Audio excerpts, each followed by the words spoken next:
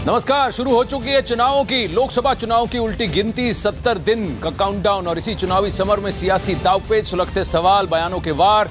ये है खबरों का अखाड़ा। नमस्कार, मैं हूं आनंद नरसिम्हा। सबसे पहले अखाड़ा में बात करते हैं दुष्यंत नागर से। फारूक अब्दुल्ला का बयान कि रमजान के वक्त चुनाव हुए तो क्या हुआ, मुसलमान तब भी वोट डालने आएगा। ये तब कि आम आदमी पार्टी के अमानतुल्ला खान ने सबसे पहले आकर कहा कि रमजान के वक्त आपने पोलिंग रखी है, आपने चुनाव रखे हैं ताकि मुसलमान बाहर आकर वोट ना दे सकें।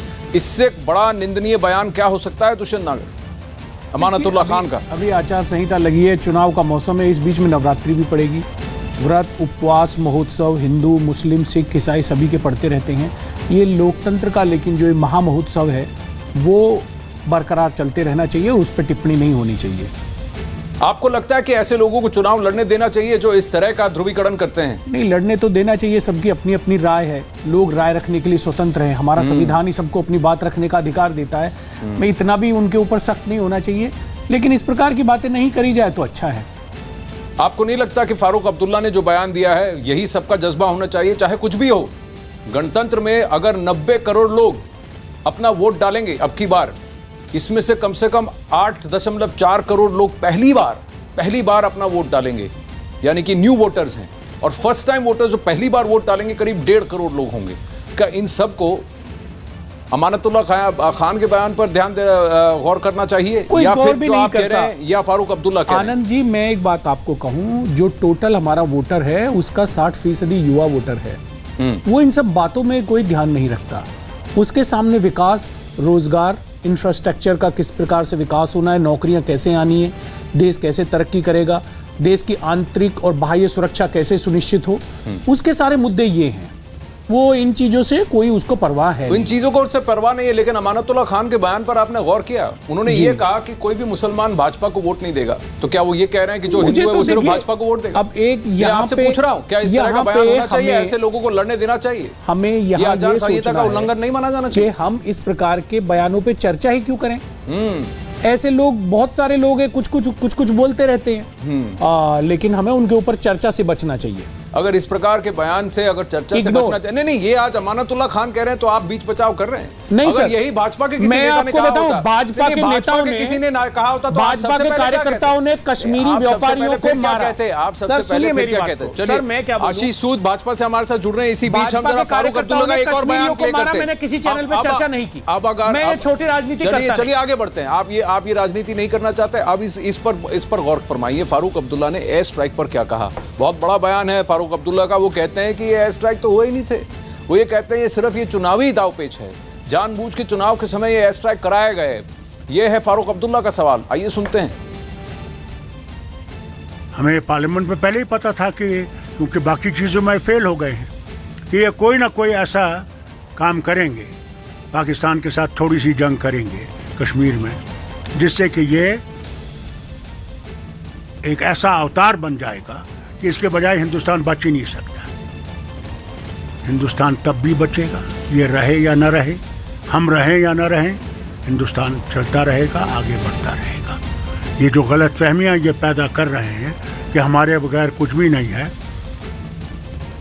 ये गलत फहमियाँ हमने पहले भी देखी है। टोटल इलेक्शन के लिए ये सर्जिकल स्ट्राइक जो की गई थी उसी के लिए थी, सवाल ही नहीं। बल्कि हमारा ही जहाज गिर गया, हमारे पता नहीं कितने करोड़ों के उस जहाज का नुकसान हो गया। शुक्र कीजिए पायलट बच गया और इज्जत से वापस आ गया। वहीं लोकसभा चुनाव की तारीखों पर सियासी घमासान और छिड़ गया है। पश्चिम बंगाल, बिहार और उत्तर प्रदेश में वोटिंग की तारीखें रमजान के महीने पर पड़ने पर सियासत गर्मा गई। तृणमूल कांग्रेस और आम आदमी पार्टी ने चुनाव की तारीखों पर सवाल खड़े कर दिए। पश्चिम बंगाल में ममता सरकार में मंत्री फिरहाद हकीम ने कहा कि रमजान के महीने में वोटिंग होने से मुस्लिम लोगों की दिक्कतों को सामना करना पड़ेगा। उन्होंने बीजेपी पर हमला किया और कहा कि बीजेपी नहीं चाहती कि अल्पसंख्यक मतदान करें, इसलिए रमजान के दौरान रोजे का ध्यान नहीं रखा गया। तो वहीं बीजेपी ने तृणमूल कांग्रेस और आम आदमी पार्टी को करारा जवाब दिया।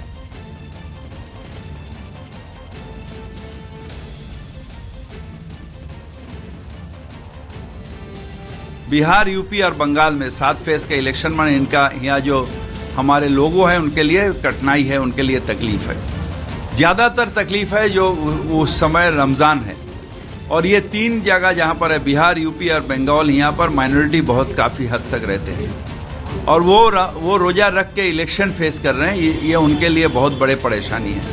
इसे इलेक्शन कमीशन को नज़र में रखना चाहिए था। गुजरात है या दूसरा जो स्टेट है, वहाँ पर 1 फेज़ हो रहा, कहीं पर 2 फेज़ हो रहा। कारण क्या है? कारण वो सोचते हैं जो 1 फेज़ में हम उठा लेंगे, और यहाँ पर माइनॉरिटी वोट है तो यहाँ पर रमज़ान में ठेल दो, वो वोट नहीं देंगे और हमें सुविधा मिलेगा। देखिए, फिरहाद हकीम और अमानतुल्लाह खान जैसे नेता किस तरह की बयानबाजी करते हैं। क्या ये देश के मुसलमानों के लिए ही बहुत बड़ा इंसल्ट नहीं है? माजिद मेमन और सैयद आसिम वकार हमारे साथ फ़ोन पर हैं। माजिद मेमन साहब नमस्कार, अखाड़ा में आपका स्वागत है। मैं आनंद नरसिम्हन बोल रहा हूँ। बताइए, क्या रमज़ान के वक्त कोई वोट देने नहीं जाएगा बाहर मुसलमान? इस तरह से बात करनी चाहिए। इसमें ऐसा है कि अगर आप हिंदुस्तान के लोकतांत्रिक जो उसकी प्रोसेस है उसको अगर रिकॉर्ड उठाकर देखें तो आपको पता चलेगा कि मुसलमानों की परसेंटेज ऑफ वोटिंग वैसे ही कम होती है। और अगर उसमें आप ये करेंगे कि मुसलमान रोज़ा रखकर उसको लंबी कतारों में खड़े होना होगा तो जाहिर है कि उनका परसेंटेज ऑफ वोट और कम होगा। जो माजिद मेमन साहब, आप कैसी बात कर रहे हैं? आप कैसी बात कर रहे हैं? क्या रमज़ान के वक्त मुसलमान काम नहीं करता? क्या वो नहीं, तो क्या नहीं, मैं आपको कह रहा हूँ, देश के लिए एक क्यू में खड़े होकर सर कि कहाँ पे इतनी लंबी कतारें लगती हैं कि उनका बहुत लंबी कतारें लगती है, घंटों कतारें लगती है, धूप में खड़ा रहना पड़ता है कई जगहों पर। तो क्या वो नहीं खड़ा रह सकता या खड़ी रह सकती? क्या आप इस तरह की बयानबाजी क्या ओछी राजनीति का संकेत नहीं करते? कोई ओछी राजनीति अगर आप पूछ रहे हैं तो किसी की राय की कदर कीजिए आप। जी, अगर आपको एक तरफा फैसला, मैं आपसे पूछ रहा हूँ, अगर आपको लगता है सही नहीं, मैं आपसे ये पूछ रहा हूँ, अगर आपको लगता है कि आपका पोजीशन सही है, मैं आपसे जानना चाहता हूँ, क्योंकि आप बहुत वरिष्ठ हैं सर, इसीलिए मैं आपसे ये उम्मीद नहीं कर रहा था, इसीलिए मैं आपसे पूछ रहा हूँ। जी जरा आप सुन ले खामोशी से कि मैं क्या कहना चाह रहा हूँ, उसके बाद आप अपना फैसला देना चाहें, जबकि आपको फैसला जी नहीं, मैं कोई फैसला नहीं देना चाहता। बीजेपी से आशीष सूद मौजूद है हमारे साथ, वही आपका जवाब। ये कर रहे हो, फला कर रहे हो। जी आप बोलिए माजिद मेमन साहब, आप बोलिए। हाँ, आप अपना जहन खुला रखिए। जी आप बोलिए। पूछते समय और फिर वो राय लीजिए उसकी, वो राय आप उससे मुत्तफिक हो या न हो वो दूसरी बात है। जी समझा? मैं ये कहना चाह रहा था कि आम तौर पर भी मुसलमानों का परसेंटेज ऑफ वोट हिंदुस्तान में हमेशा आम लोगों से कम रहा है। जी नहीं, फैक्चुअल ट्रूथ है। अब अगर उसको हम चाहते थे कि उसको बढ़ाया जाए, मगर उसको बढ़ाए जाने की बजाय अगर रमज़ान के महीने में आप रोज़ेदार मुसलमान को, शायद आपको इसका अंदाज़ा नहीं होगा, आप जाके रूरल एरियाज में देखिए, मई के महीने में पसीने टपकते हैं, धूप पर खड़े रह के आप खड़े नहीं रह सकते 42 डिग्री टेम्परेचर में। यहाँ महाराष्ट्र के रूरल एरियाज में, मैं तो सिर्फ महाराष्ट्र ही की बात कर रहा हूँ, पूरे मुल्क में ये लागू होता है कि वो मुसलमान रोज़ेदार अगर 2 घंटा 3 घंटा लाइन में खड़े रहने के लिए कहा जाएगा, रोजे से रहेगा, तो क्या ये इंसाफ होगा? इसीलिए हम कह रहे हैं। बाकी और के राजनीति, ओछी राजनीति और ये सब आप अपने कमेंट अपने पास रखें। नहीं, मेरा हक बनता है कि मैं आपसे सवाल पूछूं, और मेरा हक बनता है कि क्या ये ओछी राजनीति नहीं है, मैं ये सवाल पूछूं। अगर आपको लगता है कि नहीं है, अगर आपको लगता है कि नहीं है तो ठीक है माजिद मेमन साहब, क्योंकि कहाँ पे आंकड़े ये भी बताते हैं कि माइनॉरिटीज और मुस्लिम वोट्स जो हैं, चाहे जब वोटर टर्नआउट 40% भी होती थी, सबसे ज्यादा टर्नआउट माइनॉरिटीज की उस वक्त होती थी, तो जो देश के माइनॉरिटीज है वो हमेशा वोट करने निकलते हैं। ऐसा भी एक आंकड़ा है, तो ये भी आप जानते होंगे। लेकिन सैयद आसिम वकार, मैं आपसे जानना चाहूंगा, इससे पहले कि हम भाजपा की राय, ओवरऑल जो है वो percentage of Muslim votes is always less. आपकी इंफॉर्मेशन सही नहीं है। जी ठीक है सर, मैंने ऐसा भी आंकड़ा पढ़ा था, जब 45% टर्नआउट था तब सबसे ज्यादा जो वोट करने आए थे वो माइनॉरिटीज आए थे, ये अपर कास्ट थे और मेजॉरिटी थे वो ज्यादा वोट देख रहे होंगे। तो ऐसा कॉन्स्टिट्यूएंसी नहीं कह रहा हूँ सर, मैं ओवरऑल टर्नआउट की बात कर रहा हूँ। लेकिन चलिए सैयद आसिम वकार से पूछ लेते हैं, आपकी क्या राय है सैयद आसिम वकार? क्या आप इत्तेफाक रखते हैं माजिद मेमन साहब की राय से? क्या आपको लगता है कि इस तरह की बात करना ठीक नहीं, खासकर जब ये जनतंत्र का उत्सव है, लोकतंत्र का उत्सव है, वोट देना हम सबका फर्ज बनता है? देखिए, माजिद साहब एक वकील हैं, उनके अपने विचार हैं, मेरे अपने विचार हैं, उनकी अपनी पार्टी है, मेरी अपनी पार्टी है। जी, हम वो मुसलमान हैं कि जिन्होंने रोजे रखकर तलवारें लेकर घोड़ों पर बैठकर जंगे की हैं भूखे प्यासे। तो ये तो सिर्फ इलेक्शन है। दूसरी बात, आज से 5 साल पहले जब चुनाव हुए थे और जिस वक्त लोकसभा में शपथ हुई थी उसी दिन हिंदुस्तान के 2019 के इलेक्शन भी डिसाइड हो गए थे, और जब 2014 में रमजान आए थे उसी दिन ये भी डिसाइड हो गया था कि 5 साल बाद 2019 में रमजान कब पड़ेंगे। हमारे यहाँ हर साल 10 से 12 दिन कम हो जाते हैं, यानी इस बार अगर 5 और 6 मई में अगर रमजान शुरू हो रहे हैं तो अगले साल हम अपने आप जानते हैं कि 23, 24, 25 अप्रैल में रमजान शुरू हो जाएंगे। ये कंफर्मेशन है सर, ये हमारा इस्लाम का कैलेंडर है। जी मैं जानता हूँ। सबको ये पता था कि इलेक्शन कब होंगे और सबको ये पता था कि रमजान कब होंगे। लेकिन ये फिनोमेना नहीं है, जानबूझ के नहीं किया गया है। रमजान नहीं टाले जा सकते, ईद नहीं टाली जा सकती, चांद नहीं टाला जा सकता। उसी तरह से जो चुनाव है वो 2 महीने पहले नहीं किया जा सकता था। चुनाव की अपनी तारीखें हैं। मेरी पार्टी इसका वेलकम करती है और मुझे पता है कि मुसलमान बहुत मेहनतकश है और हम रोजे रखकर, प्यासे रहकर, भूखे रहकर दुनिया के तमाम काम करते हैं, कारोबार करते हैं, सफर करते हैं, मजदूर मजदूरी करते हैं, किसानी खेती करते हैं। इसको कोई फर्क पड़ने वाला नहीं है। अगर हमको सरकार को इसी जज्बे को तो सलाम कर रहा हूँ, इसी जज्बे को तो मैं कह रहा हूँ कि इस जज्बे को इंसल्ट करते हैं वो नेता जो ये कहते हैं कि जो रोजा रख रहे हैं या जो नवरात्र में व्रत रख रहे हैं या अपने अपने जिनके पर्व होते हैं वो उस सब को छोड़कर गणतंत्र के लिए, लोकतंत्र के लिए, अपने देश के लिए बाहर आकर एक वोट नहीं डाल सकते। ये जो कहना है, ये जो तरीका है, एटीट्यूड है, इसी पर मैं सवाल उठा रहा हूं कि ये निंदनीय है और ये शोभा नहीं देता ऐसे लीडर्स को जो सीनियर्स हैं और जो जाकर चुनाव में लोगों से वोट मांगने की बात करने वाले हैं। आशीष सूद हमारे साथ हैं। आशीष सूद, आप कैसे रिएक्ट करेंगे? ऐसे कमेंट्स हैं जो अमानतुल्ला खान, माजिद मेमन ऐसे लोग हैं और एक तरफ हैं और दूसरी तरफ सैयद आसिम वकार हैं, फारूक अब्दुल्ला हैं। वो कह रहे हैं चाहे कुछ भी हो जाए, जिसको वोट डालना है वो आएगा या आएगी और वोट डाल कर जाएंगे। देश में आज तक तो ऐसा ही जज्बा रहा है। 1977 के दौर में जिन लोगों ने इमरजेंसी लगाई थी वे भी सोच रहे थे सब कुछ बंद कर दिया, मगर ये बड़ा मैच्योर्ड लोगों का लोकतंत्र है। लोग अपनी जिम्मेदारी को समझते, पहचानते हैं। मैं तो ऐसा मानता हूं जो लोग आज इस पे प्रश्न उठा रहे हैं वे लोग अपने हार को देखते हुए पोलराइज करने की कोशिश कर रहे हैं, धार्मिक भावनाओं से खेलने की कोशिश कर रहे हैं। जैसा वकार साहब ने कहा, सबको मालूम था 5 साल बाद कॉन्स्टिट्यूशनल ऑब्लिगेशन के अंतर्गत कब चुनाव होगा, कब कैसे होगा, ये सब चीजें प्री डिसाइडेड थी। मगर जानबूझ के ऐसे मुद्दों को उठाना ताकि जिससे आप धार्मिक भावनाओं से खिलवाड़ करके अपने वोट की राजनीति को खेल सके, ये नहीं सारी देखिए एक्सरसाइज। देखिए जो रोजा रख रहे हैं उनको जो होगी तकलीफ वो एक तरफ, दूसरी बात ये कह रहे हैं आशीष सूद, बीजेपी चाहती थी कि उनके वोट बढ़े और ऑपोजिशन के वोट घटे क्योंकि अल्पसंख्यक जो हैं वो बाहर आकर बीजेपी को वोट नहीं देंगे। इस तरह की ध्रुवीकरण की राजनीति क्या उनको शोभा देता है? यानी कि वो कह रहे हैं जो हिंदू है वो बीजेपी को वोट देगा, जो मुसलमान है वो बीजेपी को वोट नहीं देगा। इस तरह की बयानबाजी करना सही है क्या? इनके इस कुतर्क का एक कुतर्क मेरे पास भी है। शायद ये लोग इसीलिए हल्ला कर रहे हैं, खुशी मना रहे हैं, इसको पोलराइज करने की कोशिश कर रहे हैं क्योंकि वो जानते हैं कि मुस्लिम बहनें इनके खिलाफ वोट देंगी। इनके खिलाफ इन्होंने जो 3 तलाक के नाते उनको परेशानी की हुई थी उसके खिलाफ वोट देंगी, इसलिए अब आपका बयान भी गलत है। आपने ये क्यों कहा कि सिर्फ मुस्लिम बहनें इनके खिलाफ वोट देंगी? मैं यही कह रहा हूं, इस तरह का जो एटीट्यूड है कि हमें मुस्लिम मर्दों से मतलब नहीं, मुस्लिम औरतों से मतलब है।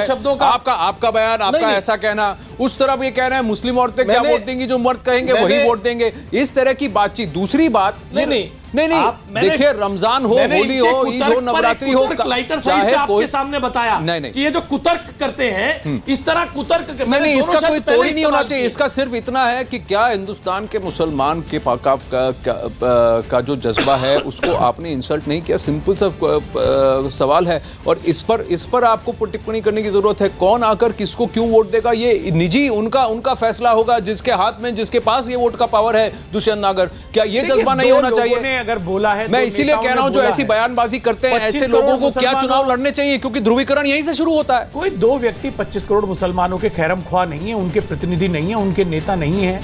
मुझे लगता है कि इस पे इतना ज्यादा बवाल करने की हमें आवश्यकता नहीं है। हमारे डिबेट का इशू है। किसी ने कहा वो बात खत्म हो गई। नहीं, बात खत्म नहीं हुई, मुसलमान नहीं, बात खत्म नहीं हुई, बात खत्म नहीं हुई।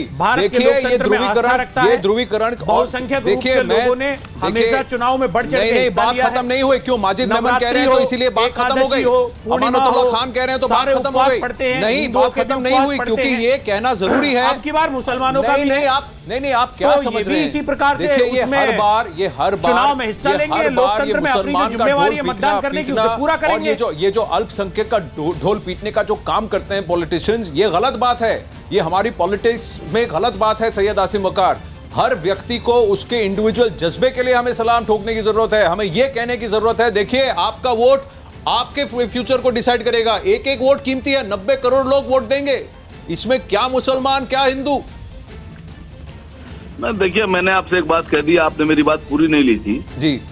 इस तरह के जो एतराज हैं वो लोग कर रहे हैं जिनको रसूलुल्लाह सल्लल्लाहु अलैहि वसल्लम की जिंदगी जिनके सामने नहीं है, जिन्होंने स्ट्रगल नहीं देखे हैं मुसलमानों के, जिनको ये पता नहीं है कि मुसलमान हर हालत में अपने सारे कामों के साथ साथ दुनियावी और दीनी सारे काम साथ करता है, वो इस तरह की बात कर रहे हैं। मैं पहले भी कह चुका हूँ, मैं आज भी कह रहा हूँ, हमारे सदर ने भी ये बात कह दी है, जनाब असद ओवैसी साहब ने भी कह दी है कि रमजान से इलेक्शन से कोई मतलब नहीं है, रमजान अपनी जगह है, इलेक्शन अपनी जगह है।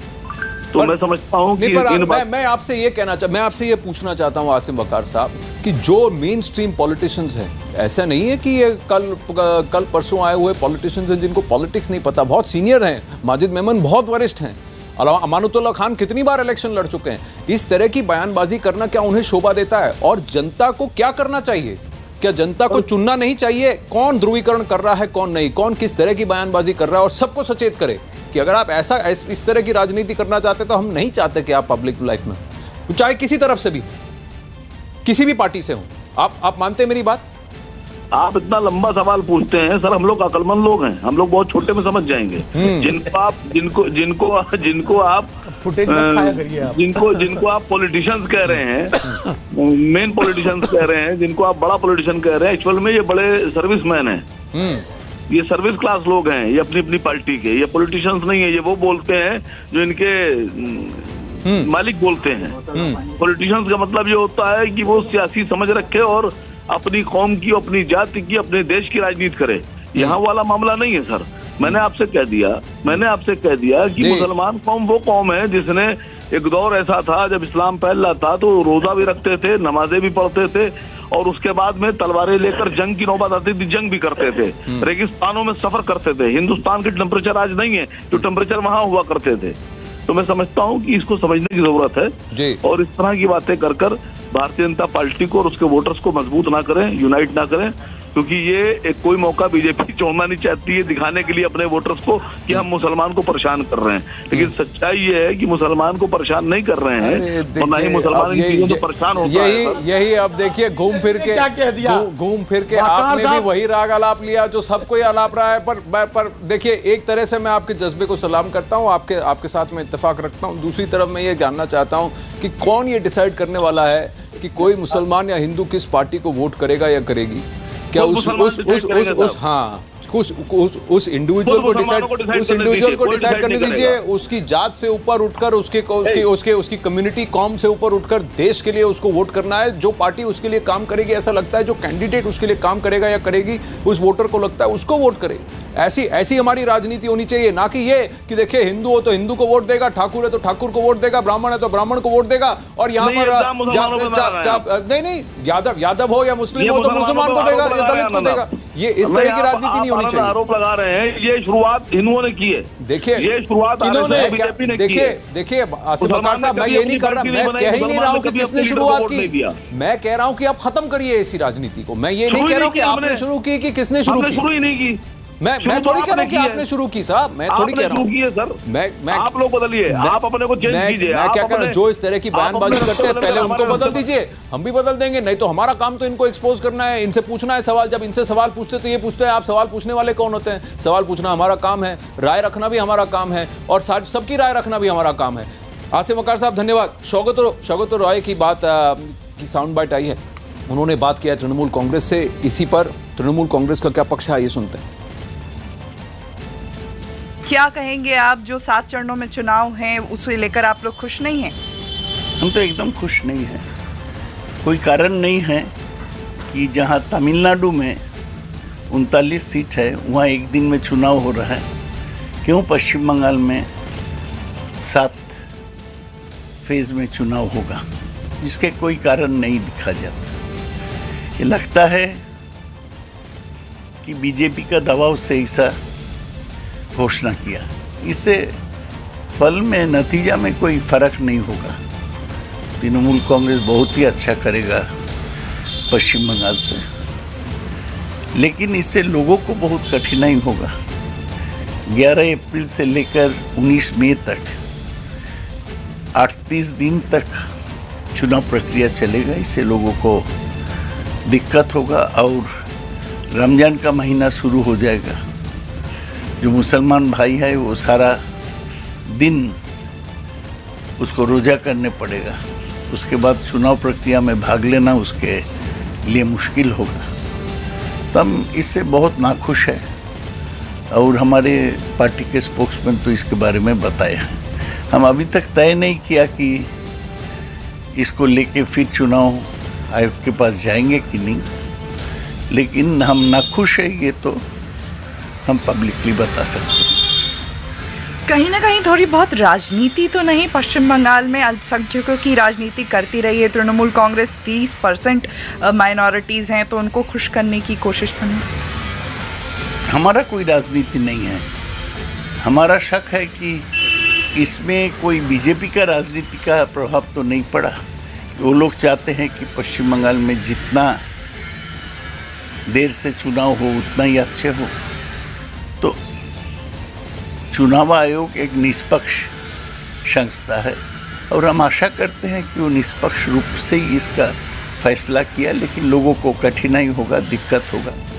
देखिए साहब, राजनीति भी खेल डाली और वहां पर चुनाव आयोग पर भी प्रश्न चिन्ह उठा दिए। असदुद्दीन ओवैसी का बयान सुनिए। मेरे को एक बात समझ में नहीं आ रही है कि ये गैर जरूरी की कंट्रोवर्सी क्यों रेकअप कर रहे हैं आप?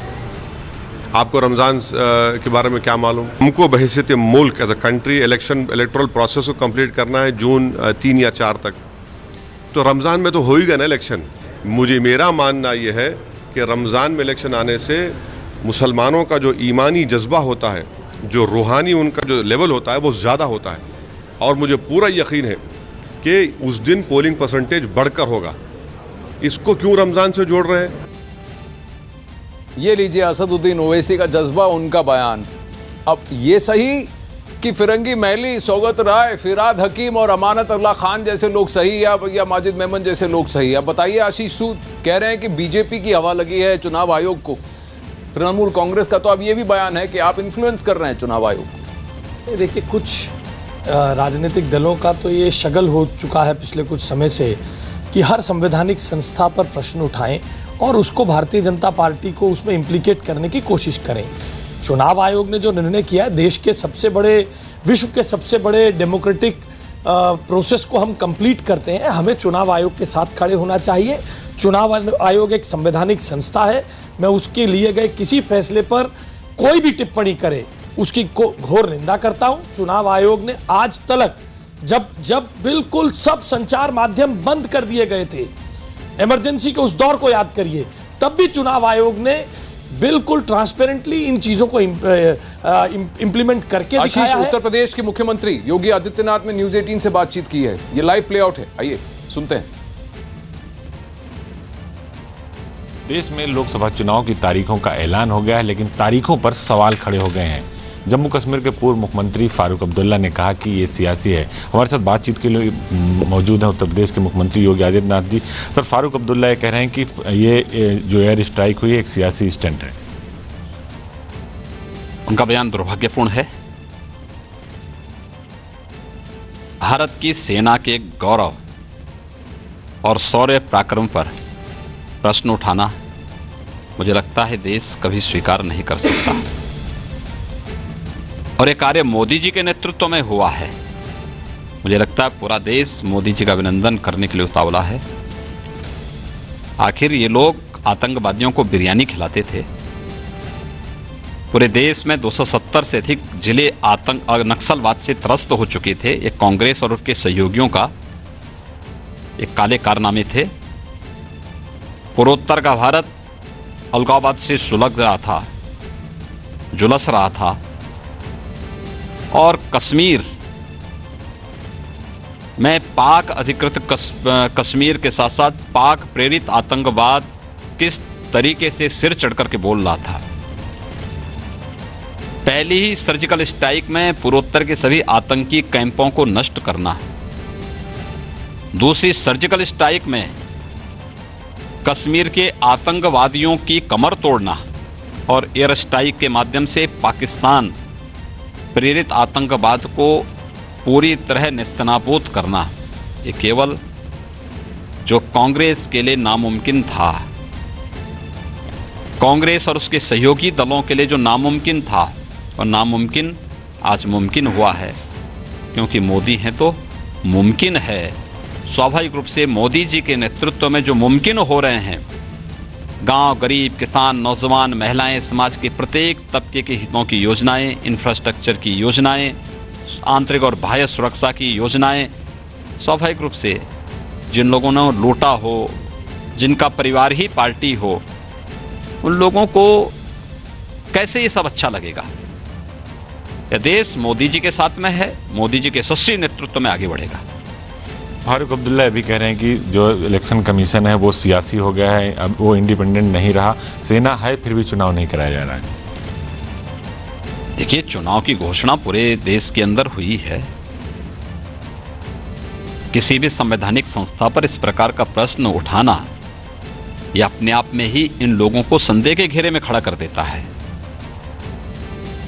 ये लोग कभी सुप्रीम कोर्ट पर उंगली उठाते हैं, कभी केक पर उंगली उठाते हैं, कभी इलेक्शन कमीशन पर उंगली उठाते हैं। आखिर ये कौन सी संवैधानिक निष्ठा है विपक्ष की? ये कांग्रेस और उसके सहयोगी दलों को या नेशनल कॉन्फ्रेंस आदि दलों को ये स्पष्ट करना चाहिए। वह एक इंडिपेंडेंट बॉडी है, इलेक्शन कराना, समय पर इलेक्शन कराना उनकी जिम्मेदारी और कैसे कराना है, शांतिपूर्ण तरीके से इलेक्शन हो, यह उनकी नैतिक जवाबदेही है। और उस जवाबदेही का पालन अगर कोई संवैधानिक संस्था कर रही है और उस पर उंगली उठाया जा रहा है, यह बहुत दुर्भाग्यपूर्ण है, शर्मनाक है, और मुझे लगता है ये पूरे विपक्ष के वास्तविक चेहरे को भी बेनकाब करता है। एक सवाल और आपसे, चुनाव की तारीखों के ऐलान पर जो विपक्ष है कांग्रेस में, सभी लोग सियासत कर रहे हैं कि रमजान का वक्त। अभी योगी आदित्यनाथ रमजान पर बात कर रहे थे, आइए जरा जल्दी से सुन लेते हैं, अगर हम वो सुन सकते हैं उनका भी बयान कि क्या कहना चाहते हैं, कि जो सवाल उठा रहे हैं रमजान पर उस पर क्या कहते हैं, क्योंकि बहुत ज्यादा सियासत अब छिड़ चुकी है। बीजेपी के नेता वहीं देखिए शाहनवाज, बीजेपी के नेता हैं, आइए सुनते हैं। इसमें कहां से पर्व और त्योहार आड़े आते हैं? ये दुर्भाग्य है कि इतनी संकीर्ण मानसिकता के साथ कांग्रेस और विपक्षी दलों के द्वारा इस प्रकार की ओछी टिप्पणियां करना, तो मैं सचमुच इनकी इन हरकतों पर मुझे ताज्जुब होता है और अफसोस भी होता है।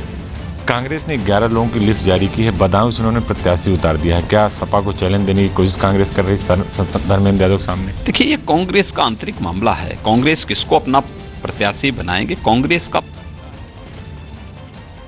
फिर वही बात की योगी आदित्यनाथ ने। आज देखिए, योगी आदित्यनाथ और असदुद्दीन ओवैसी एक ही बात कहेंगे, कभी आपने सोचा था? अब देखिए, दोनों ने यही कहा कि चुनाव है, त्योहार पर्व अपनी अपनी जगह है, उनको दोनों को साथ में नहीं देखना चाहिए। जो दीन का काम है और जो देश का काम है, दोनों को अलग अलग रूप से देखना चाहिए। ये बहुत बड़ा जज्बा है, ये बहुत इंपॉर्टेंट है दुष्यंत नागर, क्योंकि आपको नहीं लगता कि ये जो माइनॉरिटी पॉलिटिक्स खेल रहे हैं, अल्पसंख्यकों का जो हवाला दे रहे हैं, वो एक्चुअली अल्पसंख्यकों के साथ गलती कर रहे हैं, क्योंकि वो अल्पसंख्यकों को मजबूत नहीं कमजोर बता रहे हैं। पिछले 5 साल में अगर अल्पसंख्यकों के नाम पर राजनीति की है तो भाजपा ने की है 3 तलाक के मुद्दे पर। एक बयान देने से किसी की कोई राय है तो उसको आप राजनीति से जोड़ कर नहीं देख सकते। किसी ने अपनी निजी राय रखी है, बात खत्म हो गई। नहीं, ये निजी राय नहीं हो सकती ना, क्योंकि अरविंद केजरीवाल ने क्या खंडन किया है अमानतुल्लाह खान के बयान का? क्या शरद पवार ने, सुप्रिया सुले ने, अजीत पवार ने कहा है कि नहीं, एनसीपी इनकी इस बयान से नहीं इत्तेफाक रखती? माजिद मेमन पर कहा है, वो तो आधिकारिक बयान भी नहीं है, वो तो मेंबर ऑफ पार्लियामेंट है। किसी पॉलिटिकल पार्टी ने कहा है कि शौकत राय का बयान गलत है, फिराद हकीम का बयान गलत है। आप बताइए, किसी पॉलिटिकल पार्टी का आधिकारिक बयान भी नहीं है। ऐसा कैसे हो सकता है? क्योंकि लोग निजी राय रखते रहते हैं। तो अभी कन्वीनियंट हो गया, निजी राय हो गई। आशीष सूद, देखिए, अमानतुल्लाह खान कौन है? आम आदमी पार्टी के विधायक हैं, वक्फ बोर्ड के चेयरमैन है दिल्ली के। अगर वो ये बात कहेंगे वो आम आदमी पार्टी की आधिकारिक बयान नहीं है, ऐसा कहना तो ये जबरदस्ती। अब कहे तृणमूल कांग्रेस, कहे एनसीपी, बार बार नागर साहब भी कह रहे हैं बीजेपी पोलराइज करती है। अरे भाई, आप अगर विश्लेषक हैं और सही विश्लेषण करते हैं तो उनकी निंदा करिए, उनकी निंदा करिए। उन्होंने कहा गलत है, बी के हरिप्रसाद कह देंगे कि बी के हरिप्रसाद से कहा, बी के हरिप्रसाद कह देंगे ने कहा क्या, बी के हरिप्रसाद कह देंगे कि मैच फिक्सिंग है पुलवामा का अटैक, और आप कह देंगे कि ये तो निजी बयान है। बिल्कुल निजी बयान है। कैसा देश है ये? अच्छा। किस तरफ ले जाना चाहते हैं आप देश को? अपनी अंडर कवर राजनीति बंद करिए। संविधान से चलता है, संविधान से चलता है। अभी कुछ दिन पहले दुष्यंत नागर, देखिए ऐसा है कि हर बार आपका पोजीशन अगर सेम हो, चाहे कोई भी बयानबाजी करे कि ये निजी बयान हो सकता है, पार्टी का पोजीशन नहीं, तो ठीक है, लेकिन जब कांग्रेस की बात आती है, तृणमूल कांग्रेस की बात आती है, नेशनल कॉन्फ्रेंस एनसीपी की बात आती है, एनसीपी की बात आती है, आम आदमी पार्टी की बात, तब निजी बयान। यही भाजपा के एक एमएलए और एमपी में झड़प हो गई तो आपने कहा देखिए योगी क्या कर रहा है, देखिए मोदी क्या कर रहा है। नहीं, मैंने तो नहीं कहा। अच्छा, इनके कार्यकर्ताओं ने कश्मीरियों को पकड़ के पीटा। आपने तो बिल्कुल नहीं कहा। आपने ट्विटर में भी कहा भी बीजेपी का कार्यकर्ता नहीं था उसमें, पोजीशन ना बीजेपी से संबंधित किसी भी कोई फोटो नहीं है। आप झूठ बोलते हैं, आप अंडर कवर कांग्रेस राजनीति करते हैं। वहां पर लखनऊ में किसी ने भी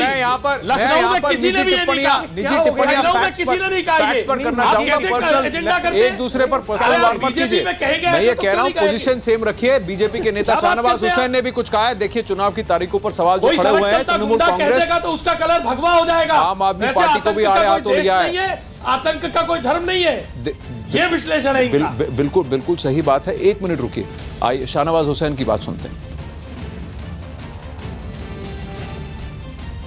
बीजेपी के राष्ट्रीय प्रवक्ता और पूर्व केंद्रीय मंत्री शाहनवाज हुसैन साहब से। शाहनवाज साहब, एक जो बड़ा विवाद उठ रहा है बंगाल से कि रमज़ान का महीना होगा और उसका ध्यान तारीखों में नहीं रखा गया, बंगाल के टीएमसी के कई नेता इस पर सवाल उठा रहे हैं। नहीं, ये ताज्जुब है कि रमज़ान के महीने में क्या पहली बार चुनाव हो रहे हैं? हमने रमज़ान के महीने में बहुत से चुनाव देखे। रमज़ान में जब रोज़ा रखते हैं तो उसमें खुदा का हुक्म है कि आप सब काम करते हुए, मेहनत करते हुए, अपनी ड्यूटी करते हुए आप रोज़ा रखें। तो जो मुस्लिम भाई रोज़ा रखते हैं, क्या एक महीने की छुट्टी पे रहते हैं? नहीं रहते। वो मेहनत करते रहते हैं और यही इम्तिहान होता है उसमें। वो नौकरी पे कर जाते हैं तो नौकरी पे भी जाते हैं, अगर मजदूर हैं तो मजदूरी भी करते हैं, और उसमें वो रोज़ा भी रखते हैं। तो वोट डालने में कितना समय लगता है? तो वोट डालने जाएंगे, इसमें कोई दुश्वारी नहीं होगी। कई हिंदू भाई मंगल को व्रत रखते हैं, तो कोई कहेगा कि मंगल के दिन जो है वो वोटिंग नहीं होनी चाहिए, ऐसा कहीं होता है?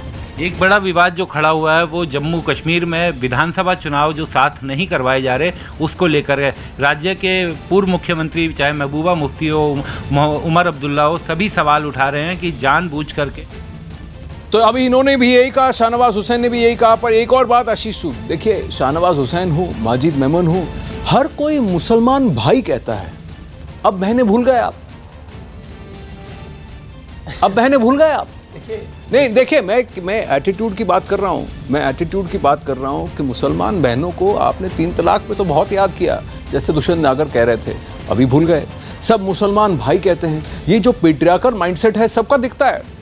इसका रमजान से कोई लेना देना है क्या? रोजे मुसलमान बहनें नहीं रखती, ये सभी रखते हैं। तो फिर और पूरी मुस्लिम मैं यही कह रहा हूँ, ये जो पेट्रियार्कल माइंडसेट है ये बहुत साफ दिखता है। दुष्यंत नागर देखिए, हर लेवल पे देखिए हमको किस से लड़ना जरूरी है और कहाँ ये लड़ाई लड़ने की जरूरत है। ज्यादती है, इसको इस तरह से माइंडसेट से जोड़ना ज्यादती ऐसा है जो सिर्फ बांटने की राजनीति करती है। बातचीत का लहजा है, धर्म के नाम पे बांटो, जाति के नाम पे बांटो, बातचीत का लहजा हर प्रकार से बांटना, तोड़ना, फोड़ना, और आज तक की राजनीति। और जो 3 तलाक का मुद्दा बार बार बीजेपी, देखिए ये तो सब मानेंगे ना, भारत की सर्वोच्च न्यायालय के निर्देशों को जो लोग इंप्लीमेंट नहीं कर रहे थे उसके साथ हम इसमें आगे बढ़े हैं। इसलिए केवल हमने किसी माइंडसेट के साथ किसी एजेंडे के साथ आपने मौका देखा, आपने मौका देखा, आपने वैक्यूम देखा, आपने उस मौके पे चौका मारा। मैं इतना कहता हूं ये सियासी चाल भी थी, ठीक है, देश हित में था, जनहित में था, ये बात अलग है, लेकिन ये सियासत भी है, इस पे सियासत। लेकिन जिस चीज पर सियासत नहीं होनी चाहिए आज हम उस पर सियासत कर रहे हैं। अल्पसंख्यकों को कमजोर बता रहे हैं, मुसलमानों को कमजोर बता रहे हैं। रोजे रखने पर अगर जो रोजेदार है वो सबसे ज्यादा सुदृढ़ है, वो सबसे ज्यादा स्ट्रांग है। जो रोजे रखने की हिम्मत रखती है वो सबसे ज्यादा स्ट्रांग है। देखिए आनंद, तो क्या वो देश के लिए काम नहीं करेंगे? जो इस तरह की सियासत कर रहे हैं, आप भी आ चुके हैं, आप साफ बचे हैं। में सबको बात रखने का अधिकार है, आप साफ बचे हैं, सहमत है, असहमत है, लेकिन आप किसी की राय के ऊपर अंकुश नहीं लगा सकते, ये गैर संवैधानिक है। आप साफ बचे हैं। क्यों मेरी राय पर, मेरे सवाल पर आप अंकुश रखाएंगे, लेकिन मैं आपके राय पर सवाल उठाऊं तो गलत हो गया। आपका फ्रीडम ऑफ स्पीच जरूरी है, आपको अभिव्यक्ति की आजादी होनी चाहिए, लेकिन मुझे नहीं होगी। पाकिस्तान के प्रधानमंत्री के भाषण से अखाड़ा में आज बस वक्त इतना ही।